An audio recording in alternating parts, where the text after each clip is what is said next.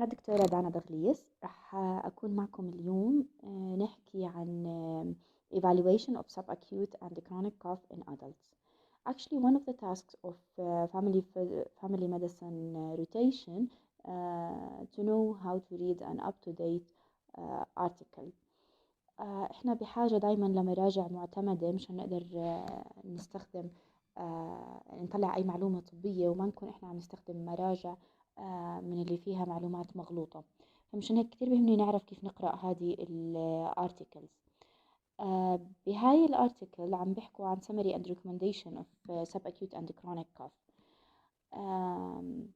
زي ما بنعرف كلياتنا احنا بداية بكل مريض بناخد history and physical examination. We may or may not order some tests or investigation to aid our diagnose. بعد هيك بنوصل لدياجنوز معين وبنعطي بناء عليه المانجمنت and specific treatment. دايما initial evaluation it always has to include the history and physical examination with particular attention to possibility of post-infectious etiology in cough. هلا واحدة من الأسباب اللي كتير مهمة using of ACE inhibitors. This medication should be discontinued إذا أنا عم بفكر بالموضوع. رح نحكي عنها in details خلال المحاضرة.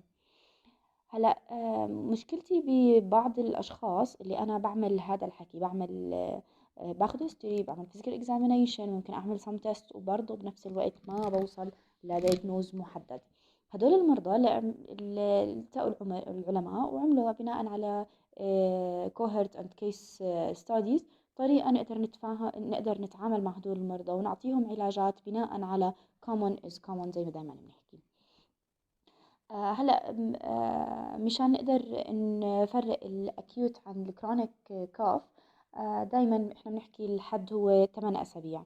فبعد ال 8 اسابيع this is a chronic cough دايما we need an radiographic evaluation. فعلى 8 اسابيع هو indication انه نعمل chest x-ray as an initial evaluation. طيب بيجي حدا بيسألني دكتورة معناته على إذا patient presented 3-4 أيام معناته أنا ممنوع أعمل له chest x-ray؟ no طبعا أنت هذا الحكي إحنا بنعملها على 8 أسابيع إذا ما كان في indication قبل هيك. فإذا مريض presented with pneumonia symptoms we have to do chest x-ray. إذا مريض presented with history ممكن ماشي مع مثلا lung disease ما في مشكلة انك تعمل الاشي المناسب. بس اذا المريض vague مش مبين معك اي اشي ببلش بالالجوريثم اللي رح نحكي عنه وستيب وايز لحد ما نوصل ل 8 اسابيع. 8 اسابيع indication of imaging. طبعا بالنقطة هون بلش نحكي إنه patient has no clue in the initial examination. أنا مو قادرة أمشي مع أي تشخيص ماشي. دايما بنبلش start to think about empirical therapy for post nasal drip. طبعا post nasal drip التريتمنت تبعهم first generation antihistamine مع decongestant. بالنسبة للأنتيهستامين first generation ليش اخترنا first generation؟ لأنه هم most effective و الريسبونس تبعهم أعلى من second generation even though في عندهم sedative effect. هلا إذا المريض عنده مشكلة في عنده contra indication إني أعطي first generation ما في مشكلة إني أعطي second بس يعرف إنه الeffectiveness تبع الفيرست أحسن. الديكونجستنت إذا بتعرفوهم السودو إفدرين اللي هم الكف سيرب in general. يعني مثلا النو كف واحد من مكونات السودو إفدرين اليونيفيد مثلا دايما بيكونوا هم هدول السيرب فيهم ديكونجستنت مع انتي هيستامين. فهذا الكومبينيشن اللي انا بحكي عنه للبوست نيزل دريب. طبعا بالعاده انه هذول المرضى اذا في عندهم بوست نيزل دريب بتحسن امورهم within 5 days امورهم بتكون متحسنه وبرجع طبيعي. بنفضل ويننج للتريتمنت ما يكون يعني بشكل قطعي يعني مفاجئ. بنحب شوي شوي انه نوقف لهم اياهم. بعض المرضى ممكن يكون عندهم allergic rhinitis نوع من الالرجي. فبهذا الوقت انا اذا ما استجاب مريضي ممكن ابلش اعطيه نيزل ستيرويد. النيزل ستيرويد فكرتهم انه اذا كان في عندي allergic element المريض رح يتحسن على طول عليه. اذا عمركم سمعتوا فيهم نيزل ستيرويد زي النيزونكس راينيكورد فليكسونيز كلياتهم هدول نيزل سبراي بنستخدمهم بحالات الألرجي. If there is no improvement after 2 to 3 weeks of empirical therapy for post-nasal drip, then a pre and post bronchodilator spirometry should be performed. فهون ببلش أنا أفكر بتشخيص تاني، ببلش أفكر ب something going on باللنج برانكيما أو بالبرونكاي نفسهم. فبدي أروح أعمل سبايرومتري. سبايرومتري إيش أنا عم بفكر؟ زي ما بنعرف إنه إحنا بنبلش على الأوبستراكتيف لانج ديزيز موستلي اللي هم الأزمة، هم الأزمة أو ال COPD. بس to be honest COPD wouldn't present with this way.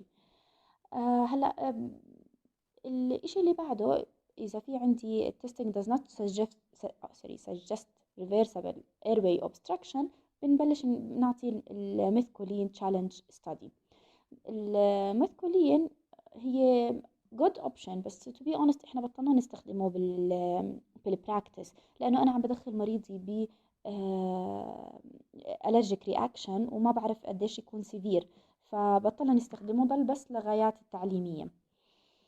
طبعا بهاي الحالة شو العلاج لهدول المرضى؟ بدي اعطيهم inhaled bronchodilator او inhaled glucocorticoid. وبالعادة الجلوكوكورتيكويد هو التشويس تبعي. اوكي. هلا في بعض المرضى انه انا ما بقدر اعمل لهم هذه التست، لا بقدر اعمل سبايروميتر او ولا مثكولين، ونحن عم نحكي عن اماكن بعيده. يعني مثلا احيانا احنا بنكون نخدم بمركز صحي بعيد بالبريفري، صعب انه انا ما مش متوفر عندي السبايروميتر. بس اذا انا شكيت او عالجت بدايه للبوست نيزل وما تحسن، ممكن اعالج امبريكلي لازمه، فبعطيهم انهيلد جلوكوكورتيكويد بهاي الحاله. إذا المريض اللي أنا أعطيته انهيلد كورتيكوستيرويد وما تحسن، أو إذا الستاديز اللي فوق كانوا نيجاتيف، ببلش أفكر بتشخيص تاني. في عنا تشخيص اسمه اللي هو نون أزماتيك إيزينوفيليك برونكايتس. هو نوع من الإيزينوفيليا، وبيعمل زي نوع من الألرجيك رياكشن بيشبه الأزمة، فهم مشان هيك إحنا بنسميه نون أزماتيك. هو مش أزمة، هو إيزينوفيليك. المشكلة فيه إنه أنا هدول المرضى، يعني الطريقة اللي بدي أشخص فيها بدي أخذ سبيوتم وأشوف الإيزينوفيل بالسبيوتم. أجين هذا الإشي مش متوفر بكل مكان، فمشان هيك ممكن أنا إني ما أعطيهم إياه وبس أعطيهم جلوكوكورتيكويد. إذا أموره تحسنت معناته غالبا هو كان نان أزماتيك إيزينوفيليك برونكايتس. في حدا رح يسألني طب دكتورة، ما أنا أعطيت قبل شوي جلوكوكورتيكويد لمريض الأزمة. يس، إحنا بنحكي عن التست. إذا التست ما انعمل السبايرو عفوا اذا سبايروميتر نيجاتيف، ممكن ابلش افكر بنان ازمتك ايزينوفيليك برونكايتس. بس اذا اعطيت جلوكوكورتيكويد، انا بالحالتين عالجت الازمه وعالجت النان ازمتك ايزينوفيليك برونكايتس. بعض المرضى على الرغم من اني انا اعطيتهم كل هاي التريتمنت، برضو امورهم ما تحسنت، ضل في عندهم كاف. هدول المرضى بدي ابلش افكر بموضوع related للجي اي سيستم، الجيرد gastroesophageal reflux disease. تتذكروا الفكرة بهدول المرضى انه ممكن ما يكون عندهم symptoms نهائيا للرفلكس، يعني ما بيجي عندهم لا هارت بيرن ولا بيجي عندهم اي sensation ولا pain ولا اي اشي. بس هدول المرضى بيجوا بيحكوا لك انه انا في عندي كوف، فممكن انا اعطيهم بي بي اي امبيريكلي مع شوية لايف ستايل موديفيكيشن وبنشوف التحسن عليهم. قبل ما اعمل اي diagnostic study ممكن انا اعطي بس بي بي اي. طبعا البي بي اي اذا بتعرفوهم اللي هم مثلا الاوميدار اللي هم اوميبرازول، اللي اكثر اللي هو عياره بينعطى 20.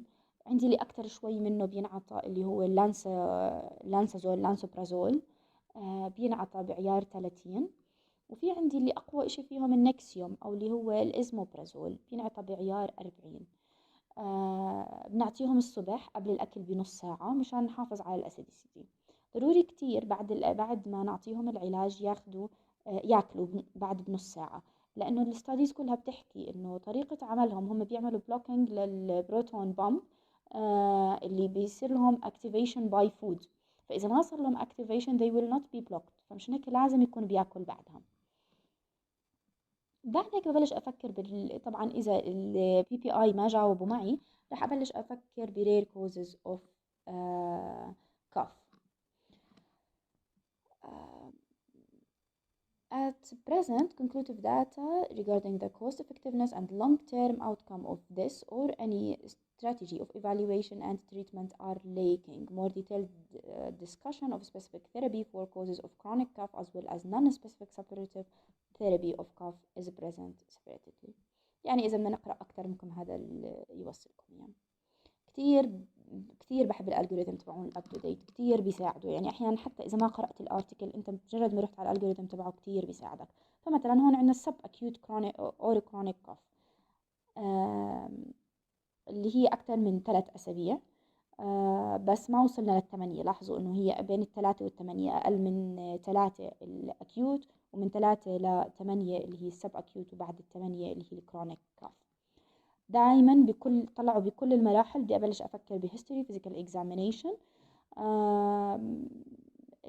خلينا نبلش من الشمال. اذا هيستوري فيزيكال اكزامينيشن suggestive of post nasal drip asthma or GERD treat accordingly. فانا ما اذا في عندي كلو ما بروح بمشي انه common is common، لا، الكلوز تبعون مريضي ايش ماشي مع ايش ماشي. نروح لأقصى اليمين. إذا purulent sputum or smoker أو ACE inhibitor treatment or immunocompromised host evaluate and treat accordingly. فخلينا نبلش نحكي شوي شوي. purulent sputum يعني أنا بالأكيوت هو most common cause of acute cough اللي هو infections، وعندي purulent sputum. خلينا نبلش نفكر إنه يكون في عند المريض هذا نوع من الانفكشن، وأدور أفكر is it bacterial or viral وعلى أساسه أعالج. موضوع سموكر ونون سموكر بدي أعرف شغلة كتير مهمة. مريضي اللي بيدخن mostly they will have some kind of cough.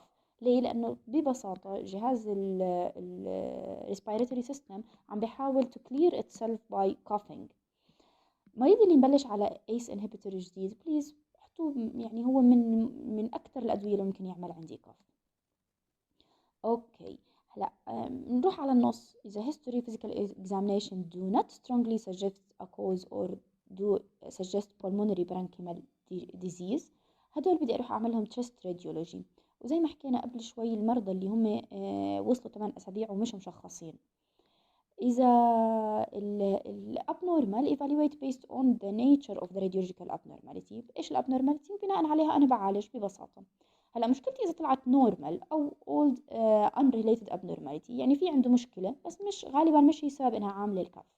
بهدول المرضى I have to evaluate or treat the most common causes of cough اللي هم زي ما حكينا ال upper airway cough syndrome زي ال allergic rhinitis و post nasal drip. بعد هيك بدي أروح على الأزمة.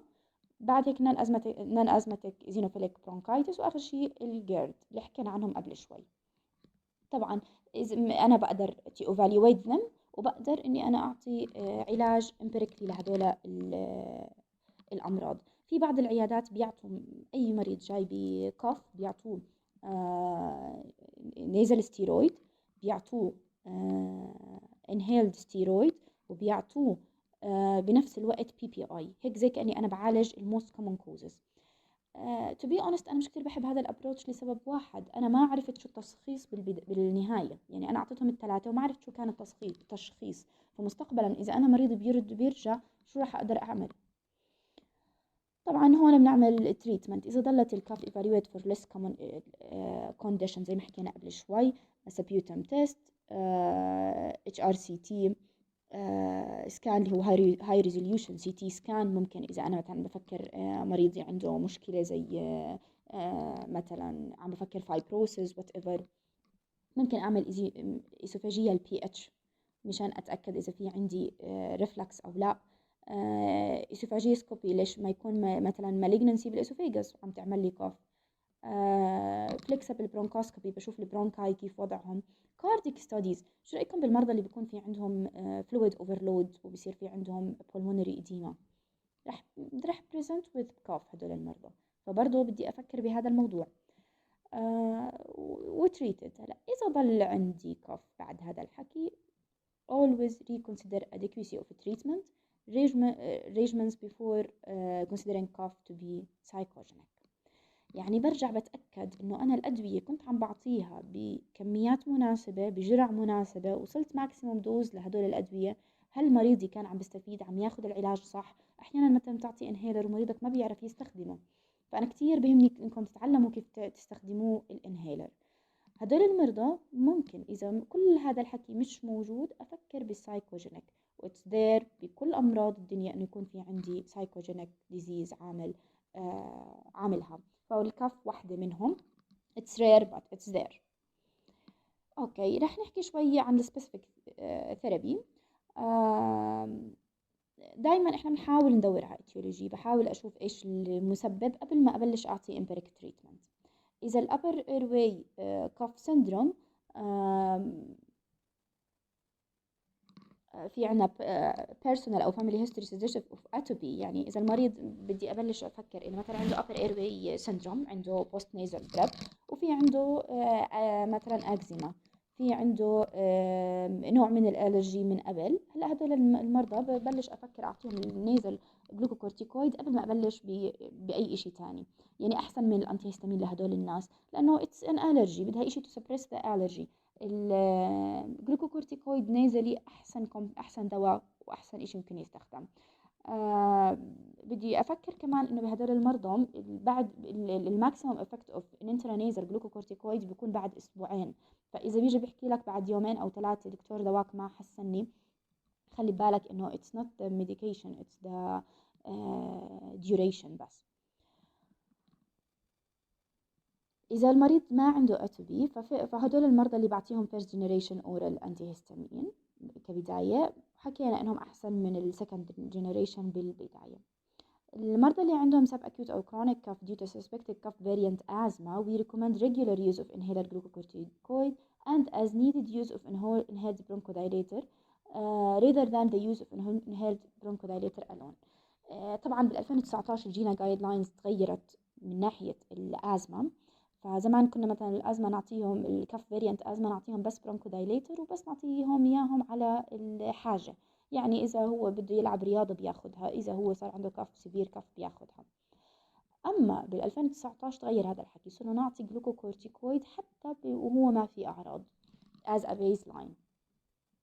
هلا في عندي combination therapy with leukotriene receptor antagonist and as needed short acting inhaled bronchodilator is a reverse reasonable alternative. طبعا إذا في عندي سبب إني ما أعطي الكومبينيشن الأول. كل المرضى اللي أنا بتوقع عندهم reflux should be advised regarding lifestyle modification. ما تستهونوا باللايف ستايل مع الريفلكس ديزيز. مجرد أنا ما أصير أصغر الوجبات، أبعدهم عن النوم أو حتى إنه ما يتمدد المريض بعد الأكل.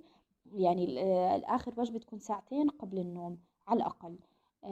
كمان حتى في مرضى بتروح عن بالهم موضوع السوائل، ببطل يشرب سوائل، بيضل يشرب سوائل قبل النوم. هذا رح يزيد معه وما رح يزيد معه الكف وما رح تتحسن حتى لو أعطيت أدوية. فبدي أدير بالي من لايف ستايل موديفيكيشن. سموكينج بيزيد الرفلكس كتير، الكافيين انتك بيزيدها لأنه ببساطة بيأثر على السفنكتر، فبصير الاسفنجيال سفنكتر بلوز، بيعمل رفلكس أكتر. PPI inhibitor are appear to be more effective than H2 antagonist.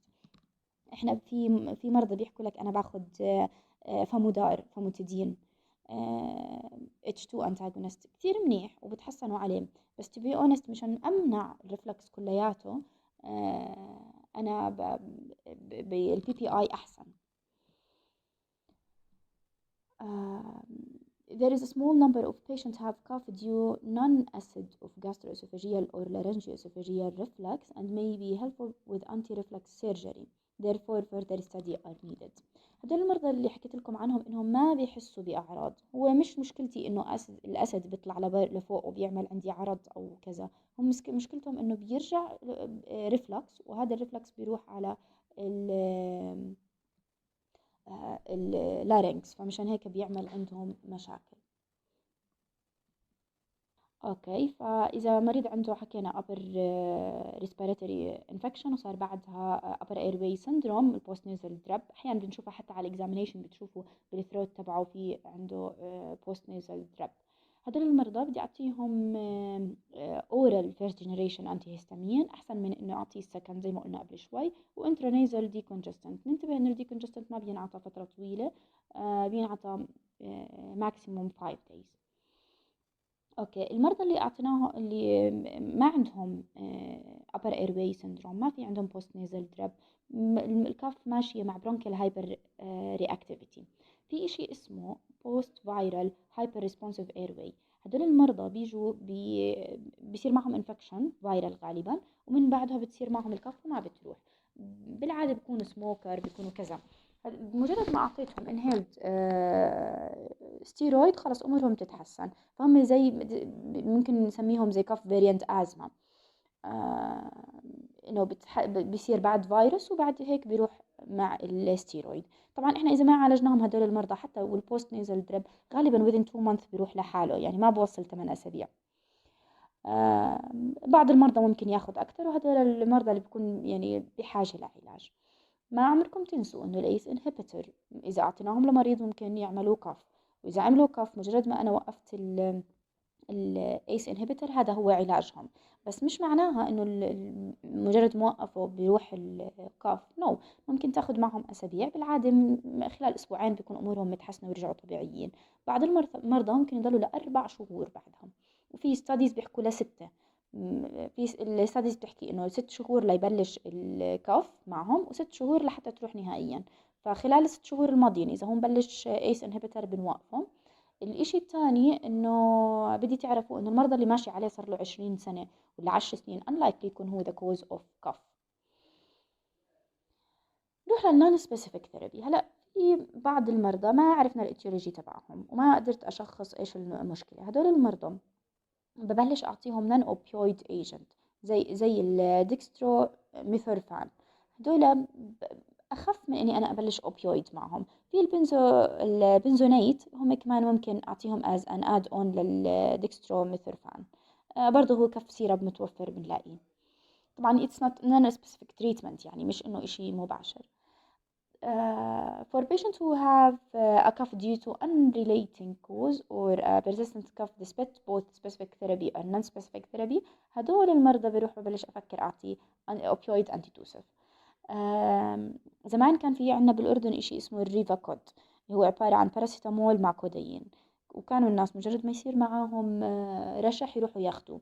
كان كتير افكتيف، ومجرد ما بياخد منه المريض اموره بتتحسن وبتروح الكف وكل اموره تمام. بس مشكلته ديسكودين، يعني بالاخر في عندي عليهم بريكوشن، يعني انا بخاف من الادكتيف افكت تبعهم.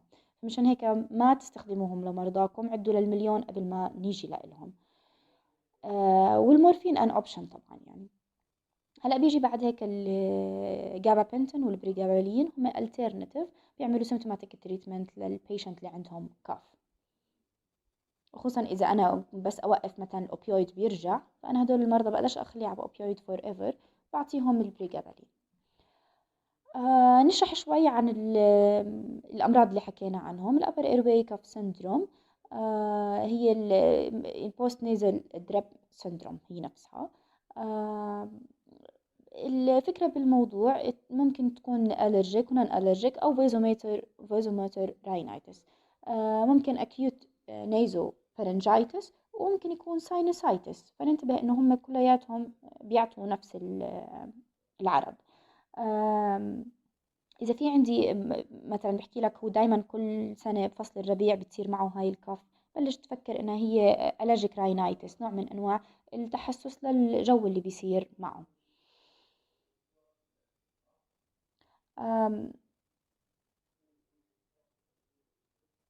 طبعا الانترانيزل زي ما حكينا قبل شوي، الانترانيزل جلوكوكورتيكويد هم احسن اشي للالرجيك راينايتس.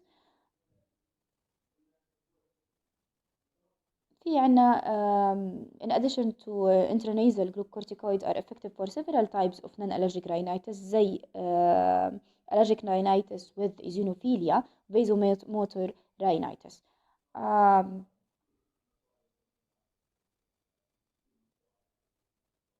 اوكي، حكينا انهم بدهم 2 weeks للماكسيموم افكت تبعهم. بالنسبة للكف فاريانت ازما، فهي ببساطة زي ما حكينا قبل شوي عبارة عن أزمة بس بتبقى البرزنتيشن تبعها as cough. الفكرة بهدول المرضى إنه أنا بس بدي inhaled glucocorticoid وأمورهم تتحسن. زي ما قلت لكم زمان كانوا يعطوا inhaled bronchodilator as needed أو before any physical activity. هلأ بطلنا هذا الحكي، صار بعطي glucocorticoid مشان ما أصلا أدخل بهاي الأعراض. أوكي وين رحنا؟ اوكي هلا following an upper respiratory tract infection اذا صار في عندي فايرال بالعاده بيكونوا هدول المرضى بصير في معهم نوعين من الكوف، حكينا يا بوست نيزل درب او برونكيال رياكتيفيتي. بالحالتين العلاج تبعهم ستيرويد. اذا كان بوست نيزل حكينا بنعطي انترا نيزل ستيرويد، واذا كان اللي هي الابر ايرواي سندروم، واذا كان برونكيال هايبر اكتيفيتي بدي اعطي انهيلد جلوكوكورتيكويد. بعض المرضى إذا أنا أعطيتهم ممكن أعطيهم خلال مثلا إجا عندي بالكولد أو بالإنفلونزا upper infection upper airway infection ممكن أعطيهم أنتي هيستامين بالبداية وبتخفف شوي إنه يصير عندي هذه المشاكل. بدي أعرف إنه أنا حكينا دايما إنه الفيرست جنريشن أحسن من السكند جنريشن وإنه مور effective وكذا. بس المشكلة تبعهم إنه هم they have more sedating effect and have stronger anti-cholinergic effect than second generation. فمشان هيك إذا مريضكم زي ما بتتذكروا بجيرياتريكس geriatric population عنده مثلا gait problem osteoarthritis، عنده benign paroxysmal vertigo، عنده أي سبب بيعمل عنده dizziness ومشكلة بالاستابيليتي، وأنا أعطيته first generation عمل لي sedating effect، هذا المريض كتير بخوف، يعني بخاف عليه من الفولينج والفراكتشر والجيرياتريك سندرومز اللي بنعرفهم. مشان هيك ممكن إني أنا أستخدم second generation أنتي هيستامين بس مشان ما أدخل بهاي الدايلما.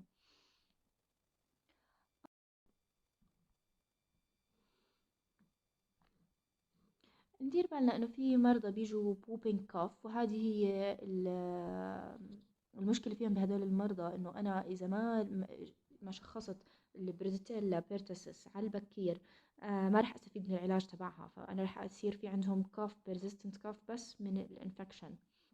ببساطة أنا المرضى اللي بيجوا بسيفير كاف وبيجوا attacks of كاف يعني أكتر من كف ورا بعض، بيجوا معهم post of vomiting، يعني بحكي لك أنا عم بكح كحة لدرجة إنه بتخليني أستفرغ كل اللي بمعدتي. هذا المرضى ما تترددوا إنكم تعطوا ماكرولويد فيهم أو ترايميثوبريم سلفاميثاكسازول. طبعا إذا ما انعطى بالبداية ما راح أستفيد، يعني بيحكوا الدراسات إنه معي لحد 2 weeks إني أعطي العلاج، بعد هيك ما راح يكون في أي تحسن عندهم. بالنسبة للأيس انهبيتر حكينا عنهم إنه الأعراض تبعتهم بتبلش بالعادة بعد أسبوعين من العلاج، بس ممكن لحد 6 شهور من بداية العلاج يطلعوا، فدايما stop them، يعني هذا هو التريتمنت الوحيد لهم. summary and recommendation عم بنعيد بحالنا بس رح أمشي عليهم بسرعة. acute bronchitis حكينا عنهم. Okay, the majority of case of acute bronchitis. اوكي ايش هم الانفكشن اللي ممكن يعملوا acute bronchitis؟ الراينو فيروس، الكورونا فيروس، انفلونزا، وريسبيراتوري سينسيتايل فيروس. كورونا فيروس هم العيلة، مش عم بحكي عن كوفيد 19.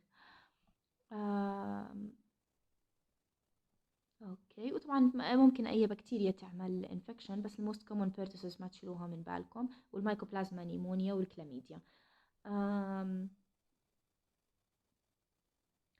اوكي تشست راديوغرافي، هلا حكينا دائما على الثمان اسابيع اذا فيرست انديكيشن.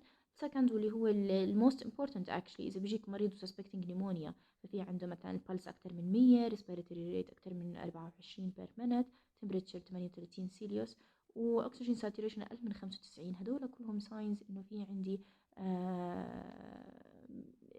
مشكله، انه في عندي lung involvement، فمشان هيك I need further further investigation. طبعا على الاسكالتيشن اذا مريضك في عنده رالز ايجوفاني، اذا في عنده تكتايل فريميتاس، هذه كلها ماشي مع كونسلتيشن. اذا عندي confusion مريض او مريض وبمريض اكثر من 75 سنه برضه بدي اشوف انا ايش اللي صاير معه، فانا بدي اعمل تشست اكس راي. بتتذكروا الكارب 65؟ رح اتركها واجب عليكم تعرفوا شو هي. اوكي، دايما تأكدوا to educate your patient، تفهموهم ايش اللي صاير معهم، كيف يستخدموا علاجاتهم، مشان بالمستقبل ما يرجع يجيك بنفس المشكلة. الإشي التاني اللي كتير مهم، ما نستخدم antibiotic empirically. يعني إذا أنا مش عارف شو المشكلة ما بعطيه مضاد حيوي وخلص هو بيعالج شو ما كان. no, this is not true. بالعكس أنا ممكن أدخل مريضي بمشاكل أكبر من إنه مجرد كوف مثلا نتيجة ألرجي أو ما إلى ذلك. آم، في بعض المرضى اللي هو مش كتير بيكون الكف تبعته ما إلها يعني مش كتير مؤثرة أو مش إلها دايركت كوز أو كذا، هدول المنظر اللي بنعطيهم لوزنجينز مثلا.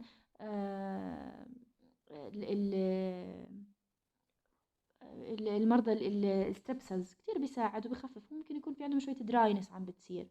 هوت تي. عمركم ما تنسوا السموكينج سيزيشن. اي مريض جاي باي عرض بالعالم بدي اي اوفر هيم سموكينج سيزيشن. كيف لو هو جاييني بكوف؟ الاشي التاني سكند هاند سموكر. يعني انا اذا بعد بغرفة فيها سموكرز اكيد راح اكون انا بتعمل لي كوف. بعض المرضى بيجيكم رح تلاحظوا انهم هم كتير بصروا بدهم ادوية. يعني هو جاي على الدكتور مشان يوصف له علاج، بتحكي له اشرب شاي، اشرب ينسون، اشرب كذا. لا دكتور بدي دواء. من الاشياء السيف نعطيهم اوفر ذا كاونتر اصلا هم الدكسترو ميثورفان والجوفنزين. الجوفنزين اصلا هو مستخلص من الجوافة، فالناس اللي بتحكي لك بغلي ورق جوافة واموري بتتحسن، هو هذا الجوفنزين اللي بالاخر بتحسن منه. فما في مشكلة، النو كف موجودين فيه المادتين هدول، فبيساعدهم كتير. هلا بالنسبة للانهيلد البيتا اجونست زي الالبيترول، هدول بنعطيهم للناس اللي عندهم ويزنج، عندهم pulmonary disease whatever. طبعا رح نلاحظ انه في عيادات تعطي تبخيري لكل مريض بيجي. This is not a medical practice خلينا نحكي، ومش مش مبني على اساس علمي. فبليز دونت دو ات. يعني هو هذا ويست لل money ولل equipment وليور تايم كل اشي. هلا المرضى اللي عندهم acute bronchitis we recommend not treating with empirical antibiotic. مش كل مريض جاي ب acute bronchitis they need antibiotic. no. هم أكتر سبب بنعطي يصير في عندي antibiotic overuse. فمشان هيك إحنا بدنا نمشي على ال sign و symptoms اللي ماشية مع bacterial infection وبناء عليه نعطي antibiotic. المحاضرة سهلة، الفكرة فيها نتعلم كيف نقرأ من الاب تو ديت، كيف نمشي مع مريض احنا مش عارفين تايهين معه، مش عارفين نوصل لتشخيص نهائي. اي سؤال بدكم اياه باي وقت انا موجودة، ابعتولي دايركتلي. انا بهاي المحاضرات كتير بحب اعملها ديسكشن اكتر، بس الحمد لله للوضع الراهن خلينا نكمل زي هيك. ويعطيكم الف عافية.